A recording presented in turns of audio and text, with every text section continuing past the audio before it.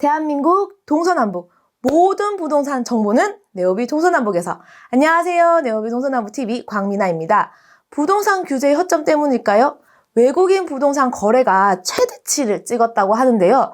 내국인은 부동산 규제 때문에 아무것도 못하고 있는 지금 외국인은 거래가 많이 이루어지고 있다는 것이 진짜 이해가 안 되는 상황. 어떤 내용인지 오늘 박중현 공인중개사님께서 준비해 주셨다고 합니다. 박중현 공인중개사님, 도대체 어떤 상황이죠? 안녕하세요. 오늘은 외국인 부동산 거래 현황에 대해서 한번 알아보겠습니다. 2020년 8월달 서울경제신문을 보면 외국인 부동산 거래 역대 최대 마포 종로까지 영역 열프라는 내용의 기사가 나왔습니다.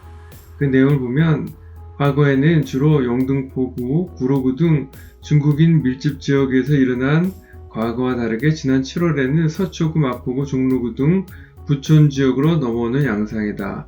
정부가 최근 각종 부동산 대책으로 내국인 부동산 거래를 강력히 옥죄한 가운데 규제로부터 비교적 자유로운 외국인 투자가들이 반사이익을 누린다는 지적이 나온다.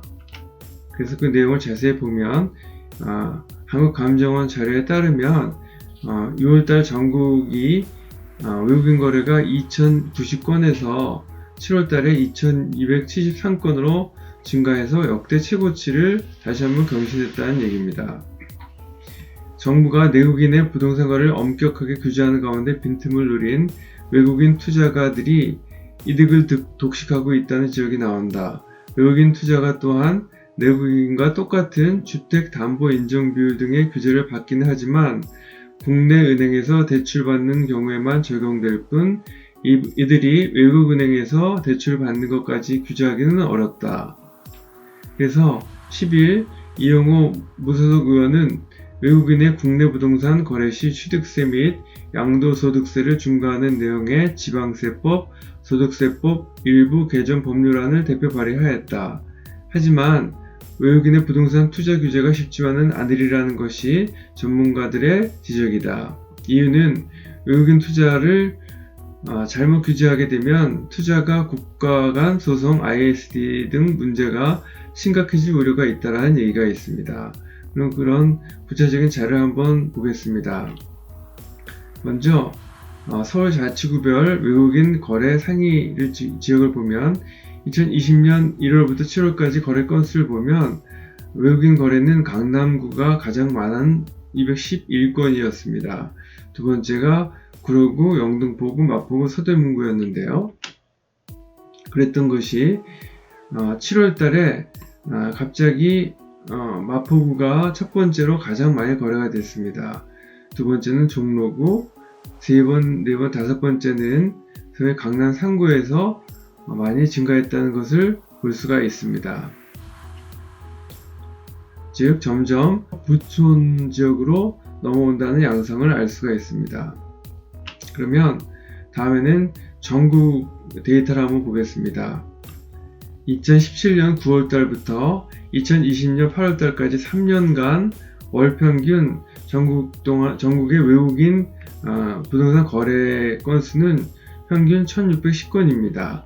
그랬던 것이 6월달에는 30%가 증가한 2090건, 7월달에는 41%가 증가한 2273건이었습니다. 그리고 국내 각종 도시 중에서 가장 외국인 거래가 많은 것이 부천 지역인데, 부천 지역은 2017년 9월달부터 2020년 8월달까지 월 평균 한 달에 101건이 거래가 됐는데 2월달에는 28%가 증가한 129건, 7월달에는 47%가 증가한 148건이 거래가 됐습니다. 그러면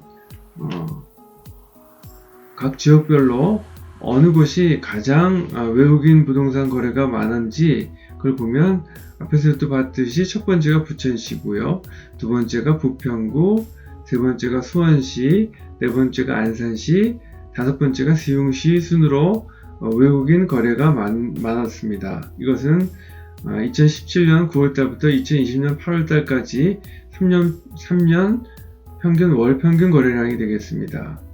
그러면 각 지역별로 외국인 인구가 어떻게 되는지 한번 보겠습니다. 첫 번째가 안산시인데요. 그리고 두 번째는 수원시, 세 번째는 화성시, 영등포구, 시흥시, 구로구, 부천시, 이런 순서가 되겠습니다. 여기서 이 자료에서도 볼 수 있듯이 부천시가 외국인이 7번째로 많음에도 불구하고 전국 최고의 외국인 월평균 거래 건수가 있다는 것은 아마도 상대적으로 서울에서 인접하면서도 부동산 가격이 낮은 이유 때문이 아닐까라고 추측을 하게 됩니다. 그러면 앞에 기사에서도 볼 수 있듯이 국회의원이 국회에서 외국인들에 대한 규제 강화 법안 발의 후에 그러면 거래가 어떻게 변화가 됐는지 한번 보겠습니다. 먼저 앞 페이지에서도 봤던 내용이고요. 이건 전국 월별 거래량입니다. 이것이 규제 강화 법안 발의 이후에 8월 달에는 1818건으로 줄었습니다. 그럼에도 불구하고 3년 평균 1610건에서보다는 아직까지 13% 정도가 증가했다는 것을 알 수가 있습니다. 다음은 부천의 부동산 8월달 거래 현황을 한번 보면 동일하게 4월달부터 7월달까지는 동일한 데이터고요. 근데 8월달에는 갑자기 감소를 했습니다. 그래서 평균 101건 대비해서 14%가 감소했다는 것을 알 수가 있습니다. 그러면 서울 자치구별 외국인 거래 증가 지역을 보면 8월달에 규제 강화 법안 발의 이후에 7월달에 570건 거래가 됐었는데 8월달에는 13%가 감소한 495건이 거래가 됐습니다.